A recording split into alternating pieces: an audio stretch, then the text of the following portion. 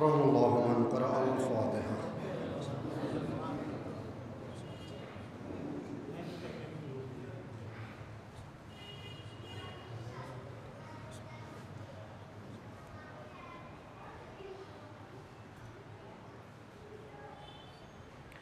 حضرات گزارش ہے کہ ایک مرتبہ سورہ حمد اور 3 مرتبہ سورہ اخلاص کی تلاوت فرما کر مرحوم سید ابن حسن مرحوم کی روح کو ساتھ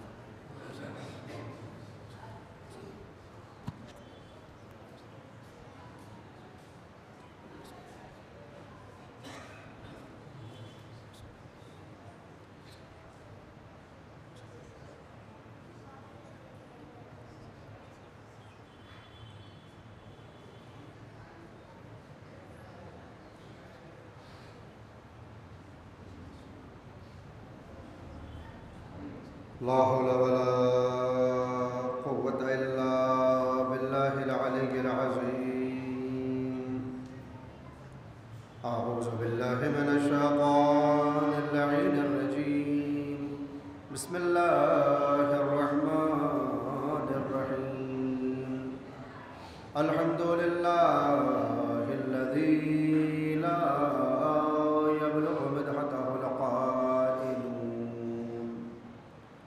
ولا يحصي نعماءه الآتون ولا يؤدي حقه المجتهدون الذي لا يدركه بعد الهمم ولا يناله غوص الفتن الذي ليس لصفته حد محدود ولا نعت موجود ولا وقت معدود ولا أجل ممدود فطر الخلائق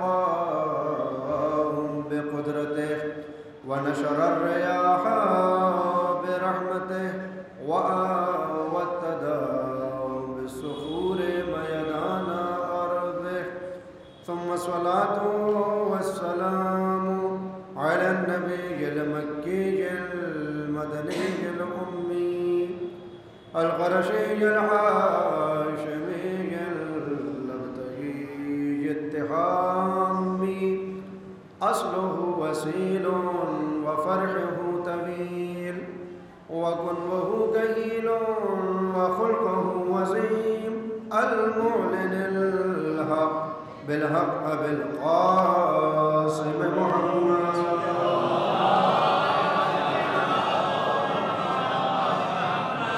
وعلى أهل بيته الطيبين الطاهرين المعصومين المظلومين المنتجبين المنتخبين الذين أذهب الله عنهم الرجس وطهرهم تطهيرا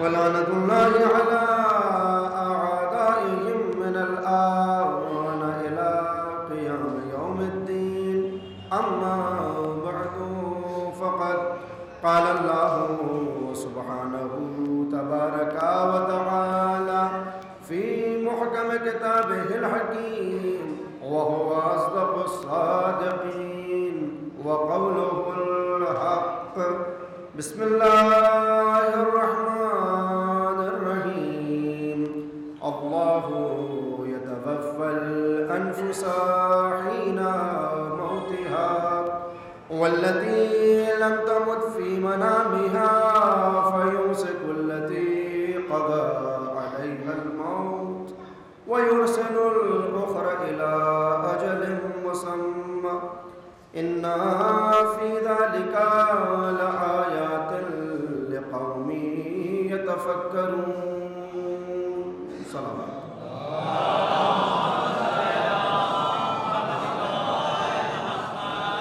حاضر گرامی قدر معزز سامعین کرام اور حضرات مظلوم کربلا ایصال ثواب کی غرض سے منعقد یہ مجلس اس کو خطاب کرنے کا شرف حاصل کر رہا ہوں۔ آغاز مجلس میں خداوند عالم صلی اللہ علیہ میرے اللہ تجھے واسطہ ہے تیری رحمتوں کا، تجھے واسطہ ہے تیرے وعدہ مغفرت کا، مرحوم کے جو درجات بلند ہیں ان کو بلندر فرما۔ بارہ الہ اس مجلس سے سرکار سید الشہداء کے واسطے اس میں پڑھی جانے والی آیات قرآنی، انبیاء الہی کے فرمودات، ائمہ الزام کی نصیحتیں اور ذکر مصائب شہداء کربلا علیہ السلام کے صدقے اور واسطے سے مرحوم کے گناہان کبیرہ اور گناہان صغیرہ سے درگزر کرتے ہوئے جوار رحمت اور جوار معصومین عنایت فرما۔ ثانیاً میں اپنی طرف سے اور آپ تمام حاضرین و ناظرین و سامعین کی طرف سے مرحوم کے ورثہ کی خدمت میں پرسہ اور تسلیت پیش کرتا ہوں۔ قرآن کریم سے ایک آیت جو عام طور پر ایصال ثواب کی مجالس میں قرأت و تلاوت کرتا رہتا ہوں، ترجمہ آپ کے ذہنوں میں محفوظ ہے، رسماً اور رواجاً ترجمہ کروں۔ آواز پروردگار وہ اپنا نام لے کر کہتا ہے کہ اللہ یتوفی الانفس حین موتہا، اور وہ اللہ ہی ہے جو موت کے وقت تمہارے نفسوں کے اوپر وفات طاری کرتا ہے۔ واللتی لم تمت فی منامہا، یہ وہی پروردگار ہے جو نہ صرف یہ کہ موت کے وقت تمہارے نفسوں پہ وفات طاری کرے، بلکہ نیند کے وقت بھی یہ تمہارے نفوس کے اوپر اس موت کو طاری کرتا ہے۔ فرق یہ ہوتا ہے کہ فیمسک اللاتی قضی علیہا الموت، جن کا موت کا وقت آ چکا ہو، پروردگار ان کی ارواح کو اپنے پاس اور روک لیتا ہے۔ وَيُرْسَلُ الْأُخْرَى إِلَىٰ أَجَلٍ مُّسَمًّى، اور باقی ماندہ کو بھیج دیتا ہے اس وقت خاص تک کے لیے کہ جسے اجل مسمى کے نام سے تعبیر کیا جاتا ہے۔ إِنَّ فِي ذَلِكَ لَآيَاتٍ لِقَوْمٍ يَتَفَكَّرُونَ، اور ان تمام باتوں میں، چاہے نیند کے وقت یا موت کے وقت، چاہے ارواح کو روکا جائے اور چاہے واپس کر دیا جائے، ان تمام چیزوں میں اللہ کہتا ہے کہ میں نے اس قوم کے لیے اپنی نشانیوں کو چھپایا ہے کہ جو قوم تفکر، تأمل، تعقل اور تدبر کرتی ہو۔ قرآن کریم کے جو 4 حق ایک مسلمان اور ایک مومن کے اوپر قرآنی آئینے میں ثابت ہیں، ان میں پہلا حق یہ ہے کہ فَإِذَا قُرِئَ الْقُرْآنُ فَاسْتَمِعُوا لَهُ، کہ جب کوئی دوسرا قرأت کرے قرآن کریم کی اور تلاوت کرے تو تمہارا پہلا حق یہ بنتا ہے، تم پر یہ پہلا فریضہ ہے کہ تم اس کو سنو۔ وَأَنصِتُوا لَهُ، اور صرف کانوں سے نہ سنو بلکہ دلوں کے کانوں تک ان باتوں کو پہنچانے کی کوشش کرو۔ یہ پہلا حق ہے قرآن کریم کا۔ جب پہلا حق ادا ہو جائے تو فَقْرَؤُوا مَا تَيَسَّرَ مِنَ الْقُرْآنِ، اور اسی آیت میں دوبارہ کہتا ہے فَقْرَؤُوا مَا تَيَسَّرَ مِنْهُ، جب سننے کی منزل سے آگے بڑھ جاؤ تو پھر جتنا تم سے ممکن ہو اتنی قرأت کرو۔ اس قرآن کریم میں جتنی تم تلاوت کر سکتے ہو، جو تم سے میسور ہو، اتنی قرأت کرو۔ یہ دوسرا، جب فرض پورا ہو جائے تو پھر پروردگار تیسرا قرآنی حق بیان کرتا ہے۔ صلوات بھیجے محمد۔ تیسرا حق قرآن کریم کا جو ایک مومن کے اوپر، ایک مسلمان کے اوپر پروردگار کی طرف سے عارض ہوتا ہے، وَرَتِّلِ الْقُرْآنَ ترتیلا، کہ جب تم پڑھنا شروع کرو تو پھر اس قرآن میں ترتیل کے ساتھ آہستہ آہستہ ٹھہر کر پڑھنا سیکھو۔ جب یہ 3 حق پورے ہو گئے تو پھر اس نے کہا یہ کافی نہیں ہے کہ تم بس سن لو اور پڑھ لو، بلکہ افلا یتدبرون القرآن، اس قرآن کریم میں غور و فکر بھی کرو، تأمل اور تعقل کرو۔ عام مسلمانوں میں اور اہل بیت علیہ السلام کے در سے تعلق رکھنے والے مسلمانوں میں جو بنیادی فرق ہے وہ یہی ہے کہ عام طور پر عام مسلمان یہ کہتا ہوا نظر آتا ہے کہ ہماری عقل ہی کتنی ہے کہ ہم قرآن کو سمجھ سکیں، لہذا قرآن میں عقل لگانے کی اجازت وہاں نہیں ہے۔ اور پھر وہ ایک بحث آتی ہے علم کلام میں حسن قبح شرعی اور حسن قبح عقلی کی، کہ وہ کہتے ہیں کہ صاحب بس جو شرع بتا دے کہ یہ صحیح ہے بس وہی صحیح ہے، اپنی عقل لگانے کی ضرورت نہیں۔ اور ہمارے یہاں کہا گیا کہ نہیں صاحب، اگر کوئی بات اچھی ہے تو وہ شرع بتائے یا نہ بتائے عقلی طور پر وہ اچھی ہے، اور اگر کوئی خراب ہے تو وہ عقلی طور پر بری بات۔ اس مقدمے کے ساتھ کہ جہاں قرآن ہم سے بار بار یہ کہتا ہے کہ تم غور و فکر کرو، سوچو، اس آیت میں پروردگار نے کھل کے اعلان کیا کہ یہ جو سفر حیات و موت ہے وہ صرف اس لیے ہے کہ تم غور و فکر کرو۔ غور فرمایا اللہ یتوفی الانفس حین موتہا، ماشاء اللہ اہل علم تشریف فرمائیں اور بالکل پریشان نہ ہو، میں 55 منٹ سے زیادہ مجلس پڑھتا ہی نہیں ہوں۔ اللہ یتوفی الانفس حین موتہا، وہ اللہ ہے، اور اگر مائک کی وجہ سے میری آواز آپ تک نہیں پہنچ رہی ہے یا زیادہ پہنچ رہی ہے تو مائک بند کرا دیے جائیں، مجھے زیادہ آرام ہو جائے گا۔ ایک صلوات بھیجے بر محمد۔ وہ پروردگار ہے جو موت کے وقت تمہارے نفسوں کے اوپر وفات طاری کرتا ہے، اور وہی پروردگار ہے کہ جو نہ صرف یہ کہ موت کے وقت بلکہ نیند کے وقت بھی وفات طاری کرتا ہے۔ آپ غور فرمائیں تو اس ایک آیت میں پروردگار نے نیند اور موت میں کوئی فرق ہی نہیں رکھا۔ کاش متوجہ ہوا، جو نیند ہے وہی موت ہے، جو موت ہے وہی نیند ہے۔ اللہ اکبر۔ معصوم سے پوچھا گیا کہ ان کا باہمی رشتہ کیا ہے، کہ پروردگار کہہ رہا ہے کہ نیند کے وقت بھی وہی ہوتا ہے اور موت کے وقت بھی وہی ہوتا ہے۔ معصوم نے فرمایا النوم اخت الموت، یہ نیند ہے جو موت کی ایک بہن کا نام ہے۔ پھر پوچھا گیا مولا کوئی اور رشتہ بھی ہے، ان میں کوئی اور مماثلت پائی جاتی ہے؟ کہا بس یہ سمجھ لو کہ نیند مختصر موت کا نام ہے اور موت لمبی نیند کا نام ہے، اس کے علاوہ اور کوئی فرق نہیں ہے۔ یہ دونوں کیفیت وہی ہے کہ جب نفس کے اوپر وفات طاری ہو۔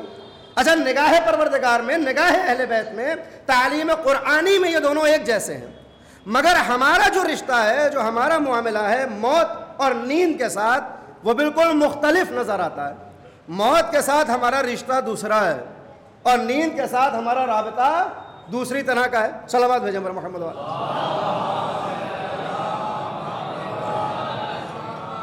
ہمارا جو رویہ ہے پروردگار کے یہاں یہ دونوں ایک سی ہیں۔ ہمارا رویہ کیا ہے کہ صاحب ہمیں نیند سے عشق ہے مگر موت سے ہمیں فرار ہے نا؟ ہمیں نیند سے کتنی محبت ہے، اگر ہم اپنے آفس میں ہوں، اپنے کاروبار میں ہوں اور یہ معلوم ہو جائے کہ مئی جون کی چھٹی میں کوئی دوپہر میں پریشان کرنے والا نہیں ہے، 1 گھنٹے کا ٹائم ہے، تو فوراً ہیڈ ڈاؤن کیا جاتا ہے اور نیند کی آغوش میں ہم چلے جاتے ہیں۔ ہمیں نیند سے کتنی محبت ہے۔ اگر کسی کو نیند آنا بند ہو جائے تو وہ پیسے خرچ کرتا ہے، مصنوعی نیند کو اپنے وجود کے اوپر ڈالتا ہے تاکہ نیند کی آغوش میں چلا جائے۔ یہ محبت ہی تو ہے نا۔ اچھا، جس کو کہیں بھی سونے کا موقع نہیں ملتا وہ انتظار کرتا ہے کہ کسی طرح سنڈے آ جائے اور کسی مجلس میں چلا جاؤں تو نیند پوری ہو جائے۔ یہ نیند کے ساتھ ہمارا عشق ہے۔ میں آپ کو دیکھوں آپ تھکے ہوئے ہیں اور میں آپ سے کہوں کہ صاحب آپ بڑے پریشان ہیں، بہت کاروبار کرتے ہیں، بہت محنت کرتے ہیں، میں یہ چاہتا ہوں کہ آپ 2-3 گھنٹے آرام کیجئے، میں آپ کے کاموں کو انجام دیتا ہوں۔ کاش متوجہ ہوا تو میرے متعلق آپ یہ گمان کریں گے بڑے نیک انسان ہیں، بڑے مومن آدمی تھے، مجھ سے کہہ رہے تھے کہ تم آرام کرو اور میں کاموں کا انجام دوں۔ دیکھیں جب میں نیند کی دعوت دوں گا تو بڑا اچھا انسان ہوں، لیکن اگر میں جملے بدل کے یہ کہوں کہ ذرا آپ تھوڑی سی دیر کے لیے مر جائیے تاکہ میں آپ کے کاموں کو آگے بڑھا دوں، تو پھر دنیا میں مجھ سے برا کوئی انسان نہیں ہوگا۔ نیند کے ساتھ عشق، موت کے ساتھ فرار۔ پروردگار کہہ رہا ہے کوئی فرق ہی نہیں ہے، جو نیند ہے وہی موت ہے۔ وفات طاری کرتا ہوں تمہارے نفسوں کے اوپر۔ اللہ اکبر۔ یہ جو مقولہ مشہور ہو گیا ہے کہ صاحب پروردگار نے ایک زندگی دی ہے اور ایک موت، یہ غلط ہے قرآنی آئینے میں، اس لیے کہ روزانہ پروردگار زندگی بھی دے رہا ہے، روزانہ موت بھی طاری کر رہا ہے۔ پروردگار کے صفات میں سے پہلی صفت یہ ہے کہ وہ یحیی ہے، لہذا مسلسل زندگی دیتا چلا رہا ہے۔ وہ ممیت بھی ہے، یعنی مسلسل موت کی آغوش میں سلا رہا ہے۔ پچھلی جو رات گزری اس رات میں ساری دنیا اپنے بستر پر گئی، مگر جب صبح ہوئی نا تو 1.5 سے 2.5 لاکھ افراد ایسے تھے جن کو صبح محسور نہ ہوئی۔ آج رات میں ہم سب بستر آرام پر جائیں گے، پوری دنیا سونے کے لیے، تقریباً آدھی دنیا جب بستر پر جائے گی تو صبح جب نمودار ہو تو 1.5 سے 2.5 لاکھ، یہ آج کا ڈیٹا ہے، 1.5 سے 2.5 لاکھ افراد ایسے ہوں گے جن کو صبح نصیب نہیں ہوگی۔ یہ روزانہ موت کے ساتھ ہمارا سامنا ہو رہا ہے، مگر آج تک موت کے خوف سے کسی نے بستر پہ جانا نہیں چھوڑا۔ متوجہ ہو آپ کہ کہیں ان 1.5 میں ہمارا نام نہ ہو، لیکن پھر بھی ہمیں موت سے خوف ہے۔ معصوم سے پوچھا مولا یہ موت سے ہمیں خوف کیوں ہے، یہ موت سے ہمیں ڈر کیوں لگتا ہے؟ معصوم کے علاوہ کوئی جواب بھی نہیں دے سکتا تھا۔ امام نے فرمایا نہیں تم موت سے خوف نہیں کھاتے، تمہیں موت سے ڈر نہیں لگتا۔ مولا لگتا ہے؟ کہا نہیں، تم اپنے، اللہ اکبر، تم موت سے خوف نہیں کھاتے ہو، تم اپنے اعمال و افعال سے خوف کھاتے ہو، تم اپنی کارگزاریوں سے ڈرتے ہو، تم اپنی سیرت سے ڈرتے ہو، اس لیے کہ تمہیں معلوم ہے، نیند سے تمہیں عشق ہے نا، تمہیں اتنا اعتبار ہوتا ہے کہ اگر بستر استراحت پر گئے، صبح پھر زندگی کا سفر شروع ہوا اور پروردگار نے نئی زندگی دی، تو نہ کوئی مال چھیننے والا ہے، نہ کوئی جاہ و حشم چھیننے والا ہے، نہ کوئی دولت کو چھین کر لے جانے والا ہے۔ اگر زندگی ملی تو یہی دنیا رہے گی، یہی مال رہے گا، یہی جاہ و حشم ہوگا۔ چونکہ یہ یقین ہوتا ہے کہ اگر زندگی ہے تو کچھ چھننے والا نہیں، لہذا آرام سے بستر پر چلے جاتے ہو۔ موت سے خوف اس لیے ہے کہ تمہیں یقین نہیں ہے کہ اگر آنکھیں قبر کی وادی میں کھلیں، اگر بیدار فرشتوں نے کیا، تو اب چونکہ اعتبار نہیں ہے اپنے اعمال و افعال پر، تو معلوم ہے کہ نہ مال کام آنے والا ہے، نہ اولاد فائدہ پہنچانے والی ہے، نہ جاہ و حشم کوئی فائدہ پہنچائے گا۔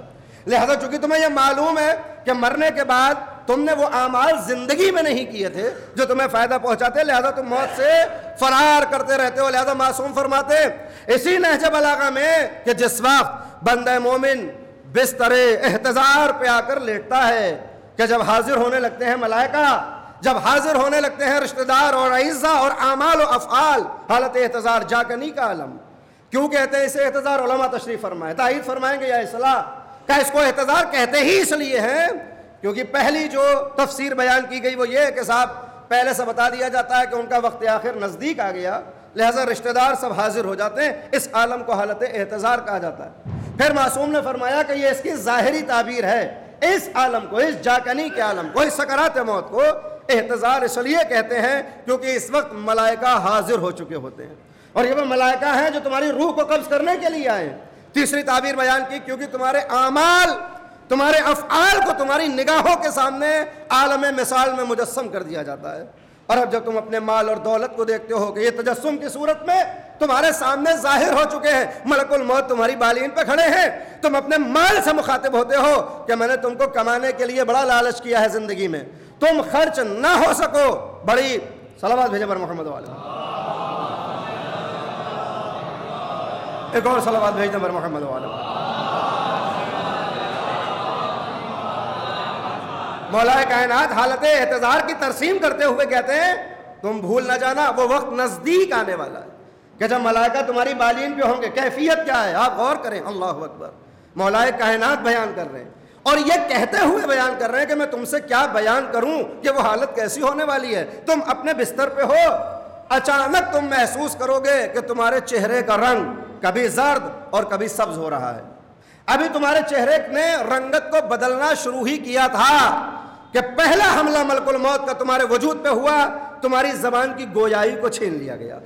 یہ پہلا عالم ہوگا، حالت احتضار، جاکنی کا عالم، سکرات موت۔ یہ وہ وقت ہے کہ جس کے لیے پیغمبر اسلام پسینے کے عالم میں بار بار ترشح کر رہے ہیں۔ علی نے پوچھا کیا اذیت کا وقت ہے، کیا تکلیف کا وقت ہے؟ پیغمبر نے کیا فرمایا؟ اللہم انی اعوذ بسکرات الموت، میں اللہ کی پناہ میں جانا چاہتا ہوں اس سکرات موت کی سختی سے۔ پیغمبر اسلام اللہ کی پناہ میں جا رہے، یہ وہ عالم ہے۔ مولا فرماتے ہیں کہ ملک الموت تمہاری بالین پر، تمہارے چہرے کے رنگ نے کبھی زرد اور کبھی، اللہ اکبر، چہرے کے زرد اور سبز ہوتے ہوئے ابھی محسوس کرو گے، تمہاری زبان کی گویائی کو چھین لیا جائے گا۔ پروردگار اس دنیا کے پہلے قانون کو یہ بدلتا ہے جب موت کا زمانہ نزدیک آتا ہے۔ دنیا میں اس نے قانون یہ بنایا کہ تمام اعضاء و جوارح خاموش رہیں گے، زبان بولے گی، مگر سورہ یاسین میں وہ کہتا ہے کہ قدرت اس دنیا کے بعد جو نیا سفر شروع ہوگا، پہلا قانون یہ بدلتی ہے کہ سب سے پہلے زبان کو خاموش کر دیا جاتا ہے۔ اور اب وہاں پر وہ آپ دیکھتے ہیں کہ تکلمنا ایدیہم، کہ تمہارے ہاتھوں سے کلام کرے گا پروردگار، تمہارے پیروں سے کلام کرے گا۔ کہ اس کا پہلا باب اس نزاع کے عالم میں ہے، تمہاری زبان بند۔ جب یہ زبان بند ہو جائے گی تو تم پروردگار سے کہو گے اے میرے اللہ، اے میرے پروردگار، ایک لمحے کے لیے میری زبان میں گویائی واپس کر دے تاکہ میں وہ وصیتیں کرتا چلا جاؤں جو میرے مرنے کے بعد کام آ سکیں، جو مال، صلوات بھیجے پر محمد والا۔ پروردگار سے تم تمنا کرو گے بار الہ، میری زبان کو دوبارہ قوت گویائی دے دے۔ کیوں؟ تاکہ میں وصیت کی صورت میں بات کے احکام کو جاری کر جاؤں۔ آواز قدرت آئے گی، جب تک زبان تھی تم نے وصیت نامہ آمادہ نہ کیا، اب تمہیں کوئی موقع ملنے والا نہیں ہے۔ ابھی زبان کی گویائی کے چھننے کا شکوہ کر ہی رہے ہوگے کہ اچانک تم محسوس کرو گے کہ تمہارے کانوں کے اوپر ملک الموت نے دوسرا حملہ کیا اور گویائی کے ساتھ تمہاری طاقت شنوائی کو چھین لیا گیا۔ تمہاری سننے کی طاقت کو چھینا گیا، اور یہ تمہارے اوپر بے بسی کا عالم ہوگا کہ تم دیکھو گے کہ تمہارے بارے میں باتیں ہو رہی ہیں مگر تم محسوس نہیں کر سکتے کہ کیا باتیں ہو رہی ہیں۔ پہلے زبان کی گویائی، پھر کانوں کی سماعت کو چھینا گیا۔ ابھی تم شکوہ کرنا ہی چاہتے ہوگے کہ اچانک اس موت کا تیسرا حملہ ہوگا۔ ملک الموت تمہاری آنکھوں کے اوپر موت کو طاری کریں گے، اور یہ وہ زمانہ ہوگا کہ جب تم بے جان صورت میں اپنے ہی اس گھر میں جسے بڑی محنت سے بنایا تھا ایک لوتھڑے کی صورت میں پڑے ہوگے۔ اور اب نہج بلاغہ میں امام فرماتے ہیں کہ جب اس دنیا میں 6 گروہ دیکھتا ہوں تو مجھے بڑا تعجب ہوتا ہے۔ دیکھیے اہل علم تشریف فرمائے، میں صرف آموختہ کر رہا ہوں۔ مکتب میں جیسے 5 دن پڑھائی ہوتی ہے اور 6ٹھے دن جو کچھ پڑھا ہے وہ سنایا جاتا ہے، تو جو کچھ میں نے سیکھا ہے وہ علماء کے سامنے سنا رہا ہوں۔ عزیزان گرامی، مولا فرماتے ہیں کہ عنقریب وہ وقت آنے والا ہے، چہرے کا زرد رنگ، زبان کی گویائی چھینی گئی، کانوں کی سماعت جا چکی ہے، ملک الموت نے تمہارے اوپر حملہ کیا، اور اب یہ وہ وقت ہے کہ جس وقت مجھے دیکھ کر بڑا تعجب ہوتا ہے 6 گروہ کو۔ کہا مولا کس پہ تعجب ہوتا ہے؟ کہا وہ 5 اس بحث سے باہر ہیں۔ کہا جب میں زمین پر زندگی میں کسی کو زمین پر استکبار اور تکبر کے ساتھ چلتا ہوا دیکھتے ہوں نا تو مجھے بڑا تعجب ہوتا ہے۔ امام نے کہا کہ امام نے کہا کہ مجھے تعجب ہوتا ہے۔ چاہنے والے نے کہا مولا آپ کو تعجب کیوں ہوتا ہے؟ آپ تو علم لدنی کے مالک ہیں، آپ کے لیے تو سارے علوم آپ کی آنکھوں کے سامنے، آپ کو تعجب کیوں ہے؟ امام نے فرمایا مجھے تعجب اس لیے ہوتا ہے یہ جو اکڑ کر چل رہا ہے، یہ جو استکبار اور تکبر کے ساتھ زمین پر قدم زنی کر رہا ہے، نہ یہ اپنا ماضی دیکھ رہا ہے نہ مستقبل دیکھ رہا ہے۔ اگر یہ اپنے ماضی پہ نگاہ ڈالے تو یہ نجس نطفہ نظر آئے، اگر اپنے مستقبل پہ نگاہ ڈالے تو نجس لاشا نظر آئے۔ یہ ہماری حقیقت ہے۔ ہم اپنے پاسٹ کو دیکھیں، اپنے ماضی کو دیکھیں۔ فَلْيَنْظُرِ الْإِنسَانَ مِمَّا خُلِقَ مِمَّا عِنْدَ آفِقٍ۔ انسان غور تو کرے اپنے وجود کے اوپر کہ ہم نے اس کو کیسے پیدا کیا۔ خُلِقَ مِمَّا عِنْدَ آفِقٍ، ایک اچھلتے ہوئے پانی سے، یخرج بین الصلب والترائب، جو اس کے آباء و اجداد کی ریڑھ کی ہڈی میں جاری و ساری تھا۔ یہ ہماری حقیقت تھی، ہم نجس تھے۔ مولا نے فرمایا مستقبل میں بھی نجس ہوگا۔ کیسا نجس ہوگا؟ ادھر جس میں انسانی سے روح الہی کا رشتہ تمام ہوگا، امتصال و امتزاج روح جسم جیسے ہی قطع ہوگا، ابھی دنیا سے گئے ہوئے 4 گھنٹے گزریں گے کہ وہی اولاد، وہی زوجہ، وہی بھائی اور وہی بہنیں اور وہی والدین اور وہی بچے جو کبھی محبت سے پیشانی کا بوسہ لیتے تھے، کبھی رخساروں کو چومتے تھے، کبھی لبہائے مبارک کو چوسا کرتے تھے، اب وہی اولاد یہ کہتی ہوئی نظر آئے گی کہ صاحب باڈی ڈیکمپوز ہونے لگی ہے، جنازے سے بدبو اٹھنے لگی ہے، ان کو لے جائیے قبر کے حوالے کیجئے۔ یہ ہماری حقیقت ہے، اور یہ زمانہ بہت دور نہیں ہے۔ یہ جو ہونے والا ہے، یہ جو ترسیم کر رہا ہوں، مجھے معلوم ہے کہ اس کے بعد پٹنہ سٹی کے باہر بڑا سا بورڈ لگایا جائے گا، آئندہ ان کو نہ بلایا جائے، یہ امام حسین کے نام پہ بلاتے ہیں اور ڈراتے ہیں۔ لیکن عزیزان گرامی، اگر اس کو نہ بھی بتایا جائے تو پھر کیسے بتایا جائے کہ حقیقت انسانی کیا ہے؟ ہم نے جنت کو اتنا آسان سمجھ لیا ہے، اتنا آسان سمجھ لیا ہے کہ اب کوئی سختی بیان کرتا ہے تو اس کی باتیں افسانہ معلوم ہوتی ہیں۔ حالانکہ عارف بزرگ آیت اللہ بہجت یہ فرماتے ہیں کہ بہشت را بے بہامی دہن نہ بے بہانے، لذا زندگی کنید تا بہا بے گیرید، بہر بہا زندگی نہ کنید۔ بہشت کو قیمت سے دیا جائے گا، بہانے سے نہیں دیا جائے گا، لہذا زندگی گزارے تاکہ پروردگار سے قیمت حاصل کرے، ہر قیمت پہ زندگی نہ گزارے، ہر قیمت پہ زندگی نہ گزارے۔ کیا ہوگا؟ ہمارا لاشا رکھا ہوگا، اولاد کہے گی لے جائیں۔ تجسم اعمال، پہلی مرتبہ مال مجسم ہوگا، مرنے والا کہے گا تو اس کو جمع کرنے میں ہمیشہ بخل سے کام لیتا رہا، کچھ کام آئے گا، آواز کیا آئے گی؟ اللہ اکبر۔ انسان کبھی زندگی میں اپنے وصیت نامے کو آمادہ کر کے تو دیکھے۔ یہ جو تعبیر بار بار آتی ہے کہ انسان کو روزانہ وصیت نامہ آمادہ کرنا چاہیے، کیوں؟ کہا جس وقت، اللہ اکبر، جس وقت آپ وصیت نامہ تیار کریں گے نا تو آپ پائیں گے کہ اس پوری دنیا میں جو آپ نے مال و متاع حاصل کیا تھا، اس مال و متاع میں کہ جس کے مالک آپ ہیں، آپ کا حق بس اتنا ہے کہ بازار سے 8 میٹر کپڑا آپ کو لا کر دے دیا جائے، اس کے علاوہ اور دنیا میں کوئی حق ہمارا نہیں ہوگا۔ تجسم اعمال، پہلا شکوہ مال سے ہوگا، تجھے حاصل کرنے میں بڑے بخل سے کام لیا، کچھ کام آئے گا، یہ مال مجسم ہو کر جواب دے گا ہاں تمہارے لیے کفن کا انتظام کیا ہے، 8 نہیں، اب تو ماشاءاللہ 16 میٹر کفن دیا جانے لگا ہے، جس کی جیسی حیثیت ہوتی ہے۔ پہلے یہ کہا جاتا تھا کہ صاحب سب کا کفن ایک ہے، مگر اب کفن بھی بدل چکا ہے۔ اسراف کی جو بہرحال یہ میرا موضوع نہیں ہے، لیکن بعض وقت ہم مرنے والے کے ساتھ بھی اسراف کے قوانین کو جاری کر دیتے ہیں، جتنی ضرورت ہے اس سے زیادہ دیتے ہیں۔ بہرحال مال دنیا سے جو حاصل کیا تھا کتنا حصہ، کا بس کفن کی قیمت اولاد مجسم ہوگی اس عالم مثال میں۔ مرنے والا کہے گا تمہارے لیے دن کو دن نہ سمجھا، رات کو رات نہ سمجھا، حلال خدا کے حدود کو توڑتے ہوئے، شیطان کی اطاعت کرتے ہوئے اللہ کی معصیت کرتا رہا، کچھ کام آنے والے ہو؟ یہ عالم مثال کی اولاد جواب دے گی ہاں، 1.5 گز کا کمرہ تمہارے لیے آمادہ کر دیا ہے، ابھی تمہارے جنازے کو وہاں رکھ دیا جائے گا۔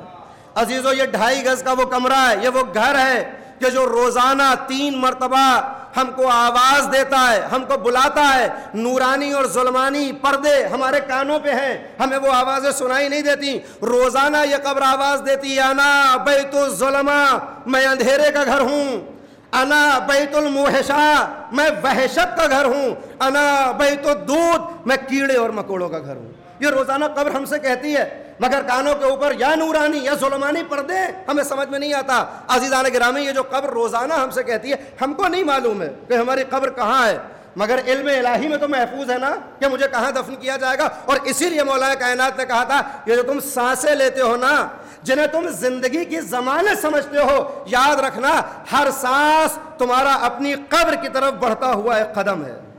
ہر سانس تمہارا اپنی قبر کی طرف بڑھتا ہوا ایک قدم ہے۔ لہذا عزیزو زندگی کو غنیمت جانیں، اپنی عمر سے استفادہ کریں۔ جب آپ اس مجلس میں آئے تھے آپ کی اپنی عمر میں آدھا گھنٹہ زیادہ تھا، آپ کی عمر سے آدھا گھنٹہ ختم ہو چکا ہے۔ پوری زندگی کی بھی دولت ملک الموت کے حوالے کر کے آپ کہیں کہ مجھے آدھا گھنٹہ پلٹا دو تو واپس آنے والا نہیں ہے۔ عقل مند وہ ہوتا ہے جو اپنے سرمایے کو وہاں ضائع کرتا ہے جہاں سے اسے منافع ہو۔ آج کے دور میں جب 2 مسلمان آپس میں ملاقات کرتے ہیں تو کہتے ہیں السلام علیکم، اور جب رخصت ہوتے ہیں تو کہتے ہیں خدا حافظ، پیسہ آ گیا ہو تو کہتے ہیں اللہ حافظ، ہے نا۔ صدر اسلام میں جب 2 مسلمان آپس میں ملاقات کرتے تھے تو کہتے تھے سلام علیکم، دوسرا کہتا تھا علیکم السلام، اور جب یہ رخصت ہوتے تھے تو پہلا کہتا تھا والعصر، دوسرا کہتا تھا ان الانسان لفی خسر۔ یہ یاد دلاتے تھے کہ زندگی ضائع ہو رہی ہے، زندگی گھاٹے میں جا رہی ہے، الا الذین آمنوا وعملوا الصالحات، مگر فائدہ اسے ملے گا جو ایمان لائے، جو عمل صالح کرے۔ عزیزان گرامی آپ کی زندگی سے وہ آدھا گھنٹہ جا چکا ہے جو کبھی پلٹ کر آنے والا نہیں، لہذا جب تک زندگی ہے اس کو غنیمت جانیں۔ 3 آوازیں آتی تھی، انا بیت الظلمہ، کون کہہ رہا ہے؟ خطیب نہج بلاغہ، انا بیت الظلمہ، میں اندھیرے کا گھر ہوں۔ دیکھیں اندھیرے گھر میں جانے کے لیے ہم کیا کرتے ہیں؟ اگر ہمارے پاس 2 گھر ہوں، ایک گھر میں زندگی گزار رہے ہوں اور ایک گھر بند ہو 15-20 برس سے، اچانک آپ کو خیال آئے کہ اس گھر کو کھولا جائے تو آپ کیا کریں گے؟ آپ کو معلوم ہے 15 برس سے یہ گھر بند تھا، 20 برس سے یہ گھر بند تھا، آپ کو جانا ہے، آپ کو معلوم ہے کہ وہاں لائٹ نہیں ہوگی، سب سے پہلے آپ اجالے کا انتظام کریں گے۔ آپ سے مراد میں بھی ہوں، اور یہ جتنی بھی باتیں کہتا ہوں میں آپ کے لیے نہیں کہتا، یہ حدیث نفس ہوتی ہے، میں اپنے لیے کہتا ہوں، اور یہ سوچتا ہوں کہ اس پوری مجلس میں کسی کی زندگی میں اگر چوٹی کی آنکھ کے بال کے برابر بھی تبدیلی آ جائے تو یہ مجلس کی قبولیت کے لیے بھی کافی اور مرحوم کے ایصال کے لیے بھی کافی ہوتا ہے نا۔ عزیزان گرامی یہ نا بیت الدود کی صدایں آتی ہیں، 2 گھر ہیں، ایک گھر 15 برس سے بند ہو، اچانک خیال آئے کہ اس کو کھولنا ہے، آپ کو معلوم ہے 15 برس سے بند تھا، لہذا لائٹ فیوز ہو چکی ہے، کنیکشن کاٹا جا چکا ہے۔ پہلا انتظام کریں گے اجالے کا، کیا ہوگا؟ چراغ لے کر جائیں گے، شمع لے کر جائیں گے، کچھ نہ ہوگا تو موبائل کی ٹارچ جلائیں گے، ہے نا۔ 15 برس سے یہ مکان بند تھا، ایک توہم ہے، حقیقت نہیں۔ توہم یہ ہے کہ اگر 40 دن کسی گھر میں چراغ نہ جلایا جائے تو سائے آ جاتے ہیں، ہے نا، یہ توہم ہے، میں تائید نہیں کر رہا ہوں۔ اچھا وہ گھر جو 15 برس سے بند ہو، آج آپ کھولنے جا رہے ہیں، اکیلے نہیں جائیں گے اس لیے کہ وہاں وحشت ہے، اللہ اکبر، وہاں وحشت ہے، آپ کیا کریں گے؟ کہ مونس اور ہمدم لے کر جائیں گے، کوئی نہ ملے تو جو سب سے رفیق دوست ہوگا، جس سے سب سے زیادہ قریب ہوں گے آپ، اس سے کہیں گے کہ دیکھو 15 برس سے مکان بند ہے، چلو ذرا دیکھیں، اکیلے جاتے ہوئے ڈر لگتا ہے۔ 15 برس سے مکان بند ہو، اجالے کا انتظام پہلے کرتے ہیں۔ 15 برس سے مکان بند ہو، مونس اور ہمدم کا انتظام پہلے کرتے ہیں۔ یہ ہمارا 2.5 گز کا کمرہ کتنے دنوں سے بند ہے؟ جتنے دن کا ہمارا وجود ہے اتنے دن سے یہ مکان بند ہے۔ اگر میں 38 برس کا ہوں تو میرا مکان 38 برس سے بند ہے، اگر میں 45 برس کا ہوں تو یہ مکان 45 برس سے بند ہے۔ ہمیں نہیں معلوم وہ مکان کہاں ہے، علم پروردگار میں محفوظ ہے کہ وہ قبر کہاں ہے۔ عزیزان گرامی ہم اجالے کا انتظام کرتے ہیں، میرے اللہ یہ جو مکان 40 برس سے بند ہے، اندھیرے کا گھر ہے، یہ خود کہہ رہا ہے انا بیت الظلمہ، میں اندھیرے کا گھر ہوں، کیا لے کر جاؤں اجالے میں؟ آواز پروردگار آئی، اندھیرے گھر میں اجالا لے کر جاتے ہو نا، اس قبر کے اندھیرے کو دور کرنے کے لیے عقیدت کے چراغ لے کر جانا، توحید کا چراغ، عدالت کا چراغ، نبوت اور امامت کے استحکام کا چراغ، قیامت کے یقین کا چراغ لے کر جاؤ گے، قبر کا اندھیرا دور ہو جائے گا۔ اے میرے پروردگار، یہ بھی تو آواز دیتا ہے کیا نا، بیت الموحشہ میں وحشت کا گھر ہوں، وحشت کے لیے مونس جاتے ہیں، پروردگار اس قبر میں کون سے مونس لے کر جاؤں؟ جواب آیا، نماز کی صورت میں اپنا ہمدم آمادہ کرو، روزے کی صورت میں اپنا مونس آمادہ کرو، حج کی صورت میں اپنا رفیق آمادہ کرو، زکوٰۃ و خمس کی صورت میں اپنے یار اور اپنے ہمدم لے کر جاؤ، تاکہ عقائد کے ذریعے سے اندھیرا دور ہو، عمل کے ذریعے سے وحشت ختم ہو۔ اے میرے پروردگار، اندھیرا بھی ختم ہو گیا، وحشت بھی ختم ہو گئی، مگر یہ ایک اور بھی تو آواز آتی ہے نا، انا بیت الدود، میں کیڑے اور مکوڑوں کا گھر ہوں، کیڑے اور مکوڑوں سے کیسا بچا جائے؟ تو اب اس کا جواب ہمیں تجربے والی زندگی میں ملتا ہے۔ ابھی جب سردیاں آئیں، مجھے نہیں معلوم کہ یہاں پر وہ بیماری و بلا آئی یا نہیں، ہمارے لکھنؤ میں ملیریا اور ڈینگو اور نہ جانے کتنی بیماریاں آئیں۔ ہر انسان نے زہریلے حشرات عارضی سے محفوظ رکھنے کے لیے نئی نئی ترکیبیں کرنا شروع کی، کسی نے کچھ کیا، کسی نے کچھ۔ جو کچھ نہیں کر سکا وہ بازار سے ایک اسپرے خرید کر لایا اور اس نے گھر کے چاروں کونوں میں ڈالنا شروع کیا۔ کیوں؟ کہا اس اللہ اکبر، اس زہر کے ذریعے حشرات عارضی کے زہر کو دفع کرنا ہے۔ اے میرے پروردگار، یہ جو اندھیرے کا گھر تھا، یہ جو وحشت کا گھر تھا، یہ جو کیڑے اور مکوڑے کا گھر ہے، اس کے زہر کو کیسے دور کریں؟ کہا چراغ کی صورت میں عقائد لے کر جانا، وحشت کو دور کرنے کے لیے اعمال لے کر جانا، زہر کو دور کرنا ہے نا، حشرات عارضی اور کیڑے مکوڑوں کے شر سے محفوظ رہنا چاہتے ہو نا، تو یاد رکھو دنیا میں حسد کے زہر کو اپنے وجود سے ختم کرو، غیبت کے زہر کو اپنے وجود سے دور کرو۔ یہ زہر جو تمہاری روح کو بیمار بنانے والے ہیں، ان سے اپنے آپ کو دور کرو۔ قبر کی پہلی رات میں پروردگار زہر مہرہ تمہارے حوالے کرے گا، اور اب وہ موقع ہوگا کہ جب کرام الکاتبین اپنے اعمال نامے کو، ہمارے اعمال نامے کو ہمارے سرہانے رکھ کے واپس جانے لگیں گے، پھر دو ملک آئیں گے اور ان دو ملک سے کہیں، یا پھر اپنے اعمال سے بدزنی کو کہیں کہ آج تک ہم نے ان کا نام بس منکر و نکیر ہی رکھا ہوا ہے۔ اور کوئی بھی شاعر ہو، کوئی بھی خطیب ہو، کوئی میرے جیسا طالب علم ہو، وہ یہی بتاتا ہے کہ منکر و نکیر آئیں گے اور سوال کریں گے۔ عزیزان گرامی، صرف منکر و نکیر ہی نہیں آتے قبر میں، مبشر و بشیر بھی آتے ہیں۔ کوئی ویسی زندگی گزارے تو صحیح کہ جب منکر و نکیر نہ آئے بلکہ مبشر و بشیر آئیں اور اس قبر کے گڑھے کو روضۃ من ریاض الجنہ کی صورت میں بنا کر واپس چلے جائیں۔ آئیں گے یہ ملائکہ، پہلا سوال ہوگا عقائد کے ذیل میں، اور عقائد کے جب سوال ہو جائیں گے تو علماء فرماتے ہیں یہ جو ایک توہم ہے کہ بس عقیدے کے سوال ہوں گے اور کچھ نہیں، تو قبر میں پہلا سوال یہ ہوگا، یہ بتاؤ جوانی کہاں گزار کے آئے ہو؟ دوسرا سوال ہوگا جو مال و دولت کمائی تھی اس کو کہاں خرچ کیا؟ اور تیسرا سوال جو سب سے سخت ہونے والا ہے، یہ بتاؤ اپنی فرصت کے لمحات کو کہاں خرچ کیا؟ جو تمہاری فرصت کے لمحے تھے ان کو کہاں خرچ کر کے آؤ؟ معصوم فرماتے ہیں کہ روز قیامت ہر انسان کے حوالے 3 تھیلے کیے جائیں گے، 3 کیسے۔ دیکھیں میں ایسی مجلس پڑھتا ہوں بالکل سادی دیہاتی زبان والی، 3 تھیلے تمہارے حوالے کیے جائیں گے۔ پہلا کیسا کھولو گے، نور ساتے ہوگا، اور اس قیامت کے دن میں کہ جو مایوسی کا عالم ہے، جو آپ قیامت کے جب نام تلاشیں گے قرآن کریم میں 70 نام قرآن کریم میں آپ کو ملیں گے، یوم التغابن، یوم الحسرہ، یوم الندامہ، یوم تبلی السرائر، اور روایات کو ضمیمہ کر دیں تو 30 نام قیامت کے اور ہیں، 100 نام ہیں، ہر نام کی اپنی ایک خاصیت ہے۔ کیا یہ قیامت کا عالم ہوگا؟ تمہارے پاس 3 تھیلے آئیں گے، 3 کیسے تمہارے حوالے ہوں گے۔ پہلا تھیلا کھولو گے، نور ساتے ہوگا۔ تم پوچھو گے بارہ الہ یہ کیا تھا جس کو کھولا تو نور ساتے ہو گیا؟ کیا یہ تمہاری اطاعت تھی؟ تم نے اللہ کی جو باتوں کو مانا، پروردگار نے اسے نورانی پہ کر بنا دیا، اور آج یہ وحشت کو تم سے دور کرنے والا۔ دوسرا کیسا کھولا جائے گا، دوسرا تھیلا کھولا جائے گا، وہاں نور ساتے ہو رہا تھا، یہاں ظلمات کے پردے آ جائیں گے اور اندھیرے کا عالم ہوگا۔ انسان گھبرا کے کہے گا معبود یہ کیا ہے؟ جواب آئے گا یہ تمہاری معصیت ہے، تم نے جو اللہ کے فرامین کو ٹھکرایا، جو تم نے شیطان کی کارندگی کو اختیار کیا اللہ کی بندگی کے مقابلے، اس نے تمہارے وجود میں یہ کالے پردے ڈالے ہیں۔ اب یہ بندہ بڑی امید کے ساتھ جیسے ہی تیسرے کیسے کو کھولے گا تو دیکھے گا نہ نور ساتے ہوا نہ اندھیرا. تو یہ سوال کرے گا معبود اس میں سے تو کچھ بھی نہیں نکلا, پہلے سے نور دوسرے سے اندھیرا, اس میں تو کچھ بھی نہیں. یہ کون سے لمحات تھے, یہ کون سی باتیں ہیں کہ جن میں نہ نور بن رہا ہے نہ اندھیرا؟ جواب آئے گا یہ تمہارے وہ فرصت کے لمحات تھے جن کو تم نورانی پہ کر بنا سکتے تھے مگر تم نے ضائع کر دیا.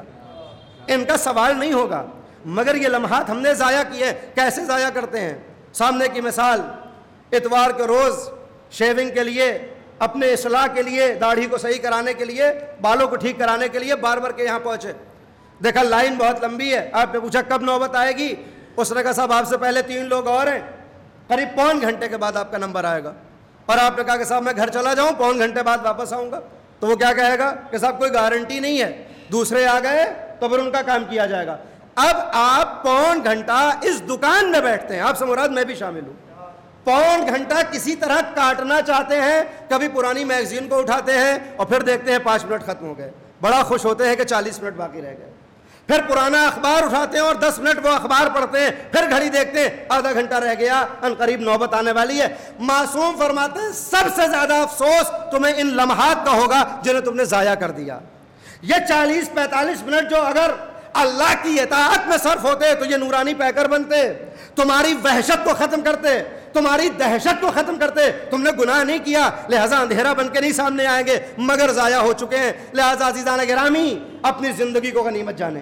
کتنی زندگی ہے ہمارے پاس, کتنی عمر ہے, یہ کسی کو معلوم نہیں ہے, کسی کو معلوم نہیں ہے. شاید کسی کے لیے 10 برس, کسی کے لیے 20 برس. ان قریب وہ زمانہ آنے والا ہے کہ ملک الموت ہماری بالین پہ ہوں گے. ہاں اب یہ اور بات ہے کہ یہ ہمارے اعمال اور افعال پہ منحصر ہے کہ جو ملائکہ آئیں گے تو کس انداز میں آئیں گے. الذین تتوفاہم الملائکۃ طیبین یقولون سلام علیکم ادخلوا الجنہ بما کنتم تعملون. اگر پاک و پاکیزہ زندگی گزاری ہے تو جب یہ ملک الموت آئے گا تو اکیلا نہیں آئے گا, جمع کی صورت میں تمام ملائکہ آئیں گے. اور کیا کہیں گے؟ یقولون, یہ جماعت کے ساتھ کہیں گے سلام علیکم, تمہارے اوپر سلامتی ہو. ادخلوا الجنہ, جنت میں داخل ہو جاؤ. بما کنتم تعملون, ان عمل کی بنیاد پر جن کو زندگی میں انجام دے کر آئے ہو.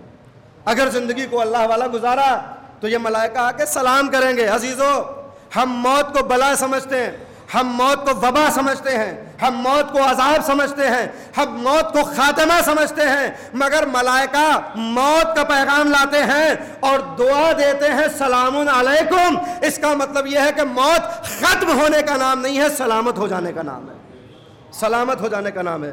مگر زندگی اگر ویسے گزاری جیسے خدا نہیں چاہتا تھا تو پھر آئیں گے ملائکہ. الذین تتوفاہم الملائکۃ ظالمی انفسہم, جب ان کے پاس ملائکہ آئیں گے جنہوں نے اپنے نفوس میں ظلم کیا ہو, جنہوں نے اللہ کی معصیت کی ہو, جنہوں نے شیطان کی کارندگی کو اختیار کیا ہو, تو فَأَلْقَوُا السَّلَمْ, اور اب مرنے والا کہے گا ہم اپنے آپ کو تمہارے حوالے کرتے ہیں, ہم نے کوئی برا عمل نہیں کیا. تو پھر یہ کہتے ہیں وہ تو پروردگار جانتا ہے کہ تم نے کون سا عمل کیا اور کون سا عمل نہیں کیا. دوسرے مقام پہ ارشاد ہوا کہ یہ وہی ملائکہ ہے کہ جب آئیں گے گناہگار کے پاس تو منہ پہ تماچے لگاتے ہوئے روح کو قفص انصری سے لے کر چلے جائیں گے. یہ ہمارے اور آپ کے اعمال و افعال پہ منحصر ہے کہ ملائکہ آئیں تو سلام کریں یا منہ کے اوپر تماچے لگاتے ہوئے ہماری روح کو لے کر جائیں. ان کو تو آنا ہی ہے اور وہ وقت قریب ہے. کتنا قریب ہے یہ کوئی نہیں جانتا.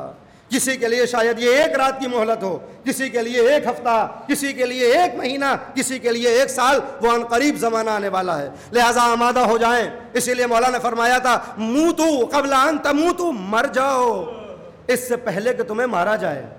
حاسبو قبل ان تحاسبو, حساب کرو اپنا بہی کہتا ذرا چیک تو کرو اس سے پہلے کہ وہ ملائکہ آئیں تمہارا حساب کرنے کے لیے. عزیزانہ گرامی, ان تمام باتوں کا مطلب یہ نہیں ہے کہ ہمیں زندگی سے نفرت ہو جائے. ان باتوں کا یہ مطلب ہرگز نہیں ہے کہ ہم مایوس ہو جائیں. مقصد صرف اتنا ہے کہ زندگی کو تھوڑا سا سیریس لے لیں, اس حیات کو تھوڑا غنیمت جانیں, اس لیے کہ یہ وہ قیمتی تحفہ ہے کہ جس کے مقابلے پر دنیا کی کوئی نعمت کھڑی نہیں ہوتی. اور جس نے اس حقیقت کو سمجھ لیا کہ زندگی کیوں ہے اور موت کیوں آنے والی ہے, پھر اگر سن 13 برس کا بھی ہو تو وہ بچہ اتنا مطمئن ہوتا ہے الموت عندی احلی من العسل, یہ موت میرے نزدیک شہد سے زیادہ شیرین ہے. یہ 13 برس کے بچے کے سامنے شہد سے زیادہ شیریں کیسے ہے؟ اس لیے کہ اس نے زندگی ویسے گزاری ہے جیسے پروردگار چاہتا ہے۔ اس کو یہ یقین ہے کہ ادھر ملک الموت موت کا فرمان لے کر آئیں گے، ادھر ساقی کوثر لب کوثر آب کوثر لے کر آئیں گے، لہٰذا مرنے کی جلدی اتنی ہے کہ روز عاشوراء ہر شہید یہ چاہتا تھا کہ میں کسی طرح پہلے شہید ہو جاؤں اور یہ میرے بعد میدان جنگ میں جائے۔ عزیزان گرامی، جب کوئی دنیا سے جاتا ہے نا، اس غم کو دور کرنے کے لیے فرش عزائے حسین بچھایا جاتا ہے، مجلسیں ہوتی ہیں۔ آج سے کئی برس پہلے مرحوم اس دنیا سے گئے، اس بچے نے جو میرے سامنے بہت چھوٹا ہے، خدا سلامت رکھے، یتیمی کا زمانہ دیکھا، مگر باقیات الصالحات کی صورت میں ایک ایسا فرد چھوڑ کر گیا ہے، انشاءاللہ اس کے درجات بلند ہیں۔ عزیزان گرامی، آپ غور فرمائیں کہ روز عاشوراء سے پہلے شب عاشوراء حسین مظلوم کربلا کی طرف جب تیر بارانی ہونے لگی تو حسین نے اکبر و عباس کو بھیج کے یہ کہا کہ مجھے ایک رات کی مہلت چاہیے۔ بہت سی تعبیرات بیان کی گئی کہ یہ مہلت کیوں چاہیے، مگر جواب اس وقت ملا کہ جب صبح عاشوراء کے سورج نے اپنی کرنوں کو پھیلانا شروع کیا اور ایک مجرم کو اپنے جرم کا احساس ہوا۔ میں عرض یہ کر رہا تھا کہ جب کوئی دنیا سے جاتا ہے تو ہم فرش عزائے امام حسین کیوں بچھاتے ہیں؟ مولا کائنات ابو الائمہ ہے، بی بی فاطمہ الزہرا ہر امام کی ماں ہیں، ان کے نام پہ جمع نہیں کرتے، حسین کے نام پہ جمع کرتے ہیں۔ کیوں؟ وجہ سن لے اور مجلس کو تمام کر دوں گا۔ یہ حسین کے اندر ایسی کون سی بات ہے کہ ہم اپنی مرنے کی مجالس کو حسین کے ساتھ مشترک کر دیتے ہیں؟ یہی سوال جب کرنے والے نے امام صادق سے کیا، کہا مولا ذرا یہ بتائیے پیغمبر نے یہ کیوں فرمایا؟ پیغمبر نے یہ کیوں کہا کہ ان الحسین مصباح الہدی و سفینۃ النجات؟ امام صادق نے کہا پیغمبر تھے، کہہ کر اپنے نواسے کے لیے جانا تھا، چلے گئے، تجھے کیا اعتراض ہے؟ اس نے کہا مولا مجھے اعتراض نہیں، سوال ہے۔ کہا کیسا سوال؟ کہا مولا میرا عقیدہ تو یہ ہے کہ پیغمبر بھی نجات کی کشتی ہے اور ہدایت کا چراغ ہے، علی بھی نجات کی کشتی اور ہدایت کا چراغ، حسن بھی ہدایت کا چراغ اور نجات کی کشتی، حسین بھی اور آپ بھی۔ تو جب آپ سب کے سب ہدایت کا چراغ ہیں اور نجات کی کشتی ہیں تو بالخصوص حسین کا نام کیوں لیا پیغمبر اسلام نے؟ ان الحسین مصباح الہدی و سفینۃ النجات۔ امام مسکرائے اور مسکرانے کے بعد کہا ہاں اب یہ سوال درست ہے، تیرا سوال بجائے کہ پیغمبر نے حسین کا نام کیوں لیا؟ سن لے، کلنا سفن النجات ولکن سفینۃ الحسین اوسع واسرا۔ ہم سب کے سب نجات کی کشتی ہیں، مگر جو حسین کی کشتی ہے نا، اس میں وسعت بھی بہت زیادہ ہے اور اس میں سرعت بھی بہت زیادہ ہے۔ اگر ان دو لفظوں کو ہم سمجھ لیں، زندگی کو دیکھنے کا طریقہ بدل جائے گا۔ امام نے فرمایا حسین کا نام اس لیے لیا کہ ان کی کشتی میں وسعت بہت زیادہ ہے، اسپیس بہت زیادہ ہے، سرعت بہت زیادہ ہے، اسپیڈ بہت زیادہ ہے۔ کیسے؟ آپ ملاحظہ فرمائیں، دیکھیں پیغمبر نجات کی کشتی ہیں، مگر کون پیغمبر کی کشتی میں بیٹھے گا؟ جو موحد ہوگا، جو اللہ کو مانے گا، جو 1,24,000 انبیاء کے اوپر اعتقاد رکھے گا، پیغمبر کی کشتی میں آ کے سوار ہو جائے گا۔ علی کی کشتی میں کون سوار ہوگا؟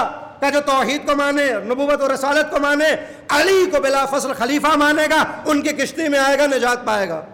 حسن کی کشتی میں نجات کون پائے گا؟ جو ان کو امام دوم مانتا ہوگا۔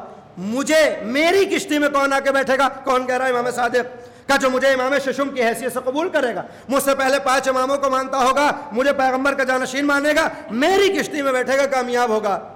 ہر معصوم کی کشتی میں بیٹھنے کے لیے پہلی شرط ہے موحد ہونا، دوسری شرط ہے مسلمان ہونا، تیسری شرط ہے مومن ہونا۔ حسین کی کشتی میں اتنی وسعت ہے، توجہ ہوں آپ، حسین کی کشتی میں اتنا اسپیس ہے کہ یہاں آنے کے لیے نہ موحد ہونے کی شرط ہے، سنگین جملہ واضح کروں گا، حسین کی کشتی میں آنے کے لیے نہ موحد ہونے کی شرط ہے، نہ مسلمان ہونے کی شرط ہے، نہ مومن ہونے کی شرط، کہ بس 2 شرطیں پائی جاتی ہوں، قلب میں ظرفیت ہو، ذہن میں انسانیت ہو۔ قلب میں ظرفیت، ذہن میں انسانیت۔ حسین کی کشتی میں اتنا اسپیس ہے، سب کو بلا کر کہتے ہیں بسم اللہ، سب کو بلا کر کہتے ہیں۔ لہذا شاعر نے کہا کوئی ہندو، کوئی مسلم، کوئی جینی ہو گیا، آ گیا بزم حسینی میں، حسینی ہو گیا۔ حسین کی کشتی میں اتنی وسعت ہے کہ جو بھی آتا ہے حسین استقبال کرتے ہیں۔ دلیل ہمارے سامنے ہے، 2 محرم کو حسین کا قافلہ کربلا میں پہنچا، 4 محرم کو ایک عیسائی، ایک مسیحی نئی بیوی کو لے کے یمن سے کسی راستے سے چلتا ہوا کربلا کے دشت سے گزر ہوا، کچھ بیابان میں لگے ہوئے خیموں کو دیکھا، ماں سے کہتا ہے ان کو دیکھ کے دل پسیج رہا ہے، دل یہ کرتا ہے معلوم کروں کہ اس بے آب و گیا میدان میں یہ کیوں رکے ہوئے ہیں۔ ماں نے اجازت دی، حسین کے خیمے پہ آیا، دق الباب کرتا ہے، آواز دیتا ہے، حسین برآمد ہوئے، کہ میرا نام وہب ہے، آپ کون اور یہاں بیابان میں کیوں ہے بچوں کے ساتھ؟ کہا تو نے مدینے کا نام سنا ہے؟ کہا سنا ہے۔ کہا مسلمانوں کے پیغمبر کا نام سنا ہے؟ کہا محمد ابن عبداللہ۔ کہا ہاں۔ کہا میں ان کا نواسا۔ کہا آپ اس بے آب و گیا میدان میں کیوں؟ کہا میرے نانا کی امت نے مجھے بلایا، میرے ساتھ بے وفائی ہوئی اور یہاں بچوں کے ساتھ بے آب و گیا میدان میں مجھے گھیرا ہے تاکہ کچھ دنوں کے بعد مجھے قتل کر دیں۔ وہب کلبی نے حسین کے چہرے کو دیکھا اور دیکھنے کے بعد کہا آپ کو دیکھنے کے بعد دل یہ کرتا ہے اپنی جان آپ کے اوپر قربان کر دوں، مجھے اجازت ہے کہ آپ کے خیمے میں آؤں۔ تاریخ میں کہیں نہیں ملتا کہ حسین نے کہا ہو پہلے لا الہ الا اللہ کہہ دے، تاریخ میں کہیں نہیں ملتا کہ امام نے کہا ہو پہلے محمد رسول اللہ کا کلمہ پڑھ پھر میری کشتی میں آنا۔ کہا وہ بسم اللہ، ہم تو کاروان نجات لے کر آئے ہیں، جو بھی اس کشتی میں آئے گا کامیاب ہوگا، بسم اللہ۔ ہاں یہ اب اور بات ہے کہ حسین کی کشتی میں اتنی جاذبیت ہے کہ جو پہلا قدم رکھتا ہے اس کا پہلا جملہ یہ ہوتا ہے کہ آقا ہاتھوں کو آگے بڑھائیے، مجھے کلمہ پڑھوائیے۔ جب آتا ہے کشتی میں تو لا الہ الا اللہ کہتا ہے، مگر حسین کی کشتی میں آنے کے لیے شرط نہیں ہے کہ پہلے لا الہ الا اللہ کہے پھر آئے، یہ تو ہو گئی مسیحی کی بات۔ دوسرا نام لے لوں، زہیر ابن قین، چھوڑ کے جا رہا ہوں، انشاءاللہ کبھی پھر موقع ہوا اور آپ نے پھر بلایا تو پیش کروں گا۔ کون ہے زہیر ابن قین؟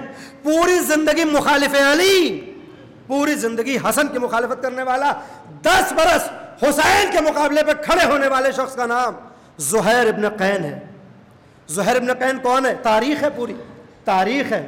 یہ وہ ہے جو نہ شیعہ ہے اور نہ اہل جماعت سے اس کا تعلق ہے، اس لیے کہ حسین کا دور آتے آتے کم سے کم مسلمان 2 حصوں میں تقسیم ہو گئے، ایک وہ جنہوں نے علی کو امام مانا، ایک وہ جنہوں نے علی کو خلیفہ مانا۔ علی کو سب مانتے تھے، مگر علی کی حکومت میں ایک تیسرا فرقہ پروان چڑھا کہ جو اپنے آپ کو عثمانی اور مروانی کہتا تھا، وہ نہ علی کو امام مانتا تھا نہ خلیفہ، بلکہ خلافت کو تیسرے کے اوپر تمام کر کے کہتا تھا کہ معاذ اللہ تیسرے کی خلافت کو قتل کرنے میں معاذ اللہ نعوذ باللہ علی کا ہاتھ ہے، لہذا علی کو خلیفہ نہیں مانیں گے۔ اپنے نام کے آگے لکھتے تھے عثمانی۔ زہیر ابن قین پوری زندگی اپنا نام لکھتا تھا زہیر ابن قین عثمانی۔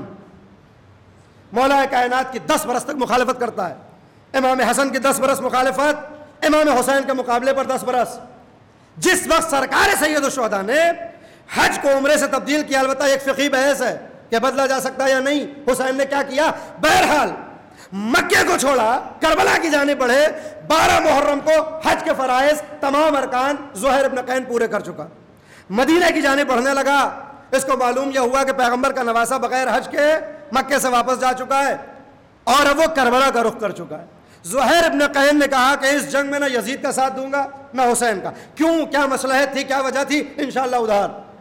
کہا اس جنگ میں نہ یزید کا ساتھ دوں گا نہ حسین کا، لہٰذا اپنے آپ کو بچاتے ہوئے چل رہا ہے، کہیں کسی راستے پر حسین سے ملاقات نہ ہو جائے۔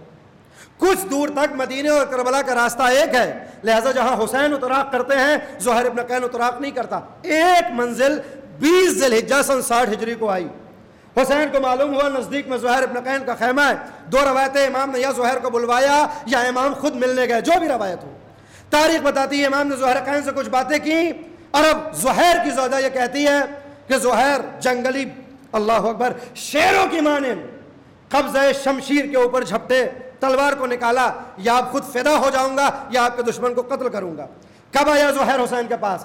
20 ذی الحجہ سن 60 ہجری۔ مگر تاریخ نہیں بتاتی کہ جب زہیر نے کہا کہ اپنی جان قربان کروں گا تو حسین نے کہا ہو تو تو میرے بابا کو نہیں مانتا، تو تو میرے بھائی کو نہیں مانتا، پہلے علی ولی اللہ کہہ دے، پہلے حسن کی امامت کا کلمہ پڑھ پھر میرے پاس آنا۔ کوئی تاریخ نہیں بتاتی۔ حسین نے کہا بسم اللہ، میری کشتی نجات آمادہ ہے، اگر آنا چاہتا ہے حق کے لیے تو بسم اللہ۔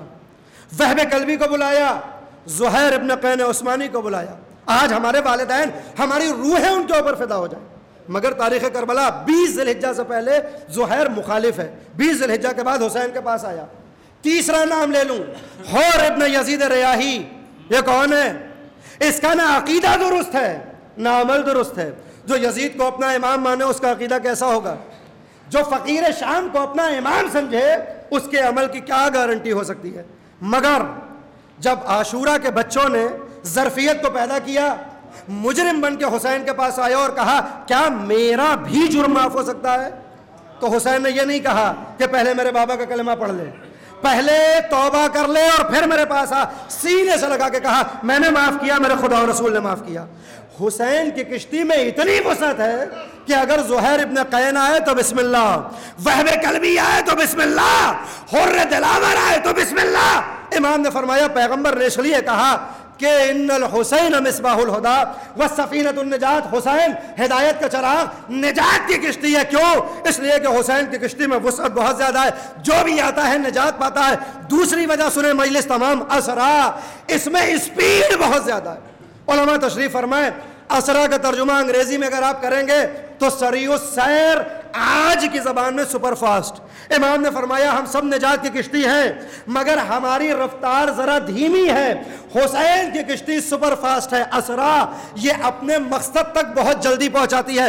کیسے پہنچاتی ہے ملاحظہ فرمائیں.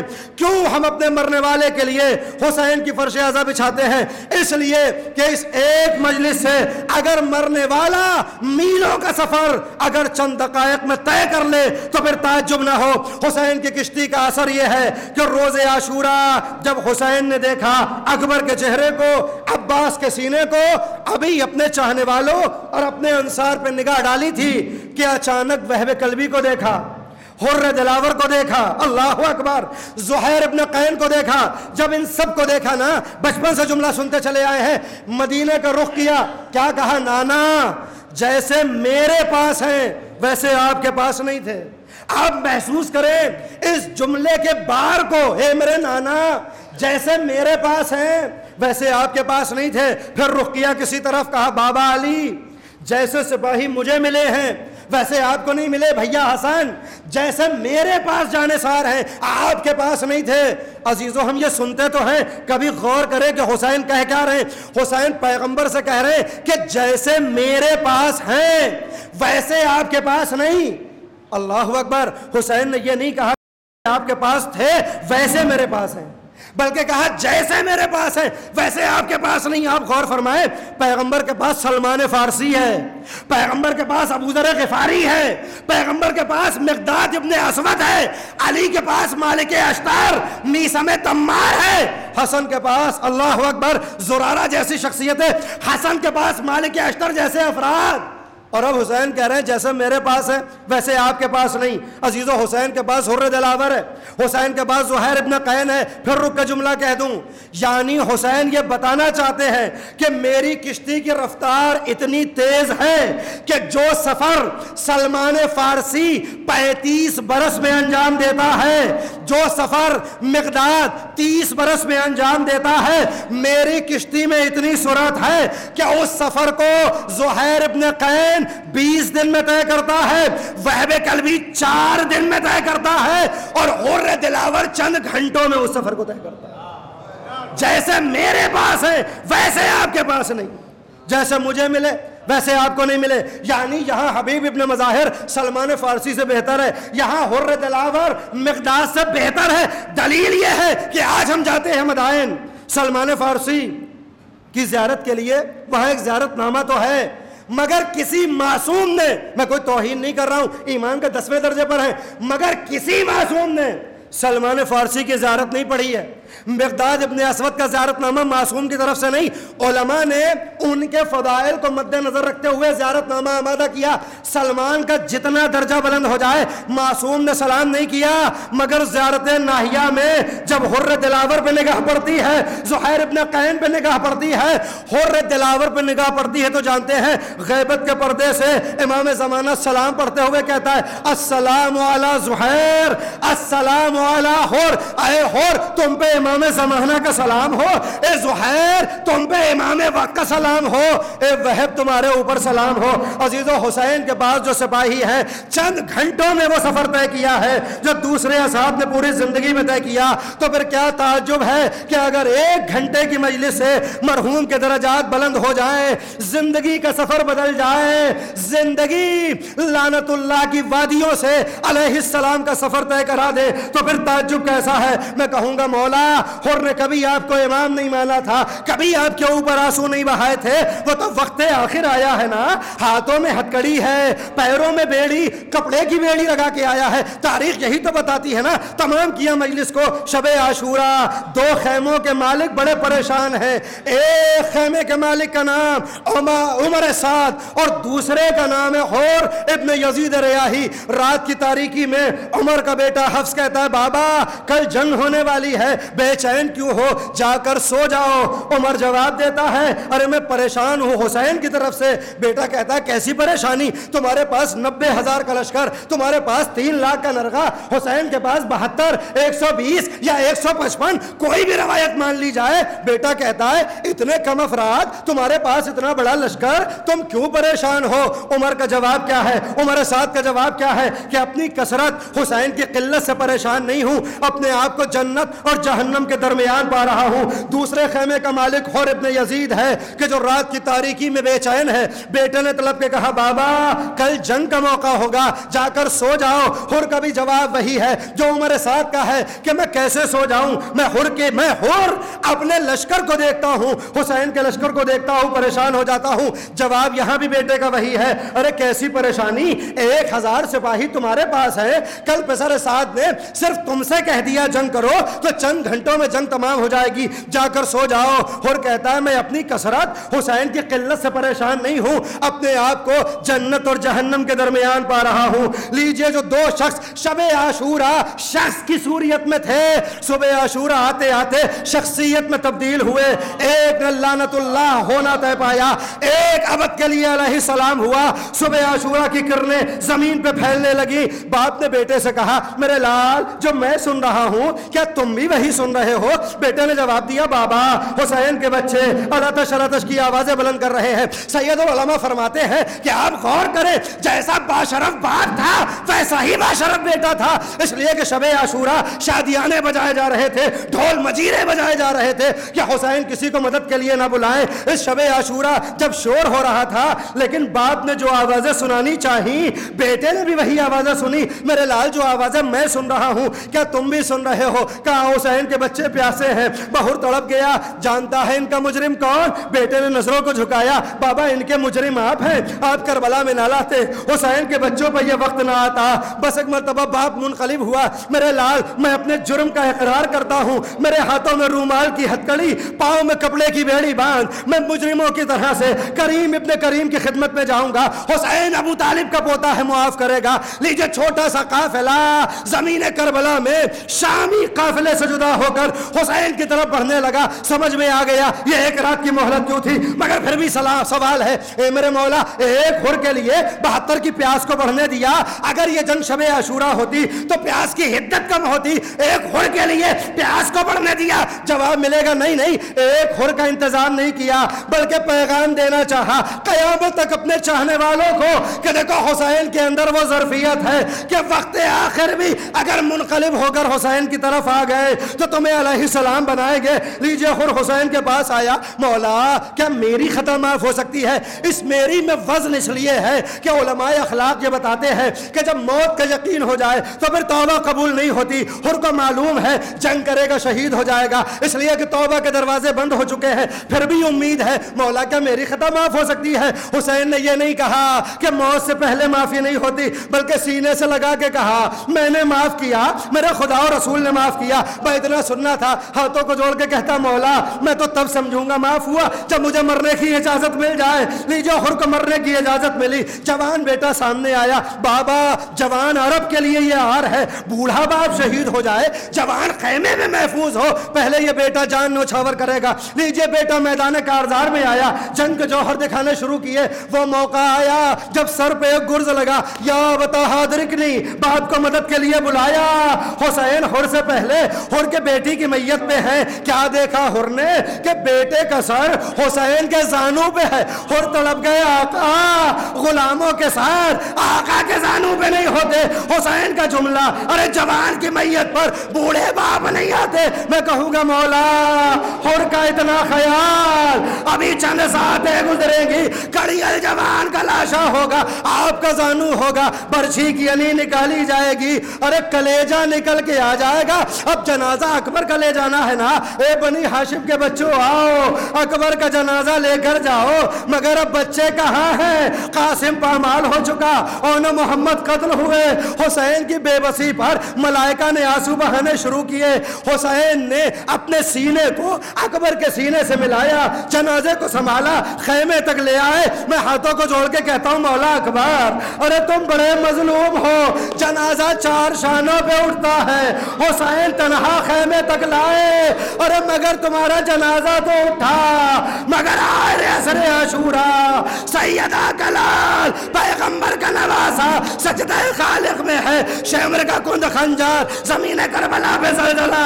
لیجئے وہ وقت آیا جب 11 محرم کو قافلہ اسیر ہوا عابد بیمار کے چہرے کا رنگ متغیر ہوا. ختم کیا مجلس کو قافلہ جب دوبارہ مدینے پہنچا نا ابو منذر مدائنی امام سے ملنے آیا ہے مولا اکبر کا پرسہ قبول کرو عباس کا پرسہ قبول کرو. سارے پرسے دینے کے بعد کہتا مولا اتنا بتا دو سب سے بڑی مصیبت کیا تھی اور وہ کہاں گزری؟ امام نے کہا الشام الشام الشام. ابو منذر تڑپا مولا اکبر کربلا میں مارا گیا عباس کربلا میں قتل ہوا ارے شام کا نام کیوں لیتے ہیں؟ تڑپ گئے زین العابدین ارے جو کربلا میں ہوا اگر بس اتنا ہوتا تو ہمیں صبر آتا مگر بعد شہادت حسین مجھ پر 7 مصیبتیں پڑی. جس نے میری کمر کو توڑا میرے سینے میں دم نہیں میں 7 مصیبتیں سناؤں بس ایک مصیبت سن لے. عابد بیمار تڑپ کے کہتے تمہیں معلوم ہے 11 محرم کو جب اسیر ہوئے ہمیں وہاں سے گزارا جہاں عباس کے شانے اصغر کا جنازہ قاسم کا روندا ہوا بدن. عزیزو ہمارے گھر میں میت ہو جائے نا ہم بچوں کو چھپا دیتے ہیں جنازے کے پاس نہیں آنے دیتے مگر سکینہ دیکھ رہی تھی باپ کا کچلا ہوا جنازہ عباس کے شانے چہرے کا رنگ متغیر ہوا. زینب نے اپنے کو ناکے سے گرایا. عزیزو جب کوئی بلندی سے گرتا ہے ہاتھوں کا سہارا لیتا ہے. روزے عاشورا ایک عباس تھا جب گھوڑے سے زمین پہ آیا اور شان قلم ہو چکے تھے اللہ جانے کیسے زمین پہ آیا. آج زینب ہے اپنے کو ناکے سے گرایا ہاتھ بسے گردن بنے ہیں کس عالم میں زمین پہ آئی. حسین کے جنازے کو دیکھا مدینے کا رخ کیا صلی علیہ کا ملیک السماء ھذا حسین بلارا مرمل بالدماء مقطع الازا. اے میرے نانا مصطفیٰ آپ کی نماز پڑھنے ملائکہ آئے یہ آپ کا مظلوم حسین اپنے خون میں نہایا جس کے اعضاء کو کاٹا گیا. جواب آیا زینب حسین کا امتحان تمام اب کربلا سے کوفہ کوفہ سے شام تمہارا امتحان عابد بیمار کا. انا للہ و انا الیہ راجعون رضم بقضائہ و تسلیما لامرہ وسیعلم الذین ظلموا وای منقلب ینقلبون. مزید گزارش ہے کہ 1 مرتبہ سورہ حمد اور 3 مرتبہ سورہ اخلاص کی تلاوت فرما کر جس مرحوم کے لیے مجلس اعظم منعقد کی گئی ہے اس کی روح اور مجلس میں شرکت کرنے والے افراد کے تمام مرحومین کی ارواح کو حساب.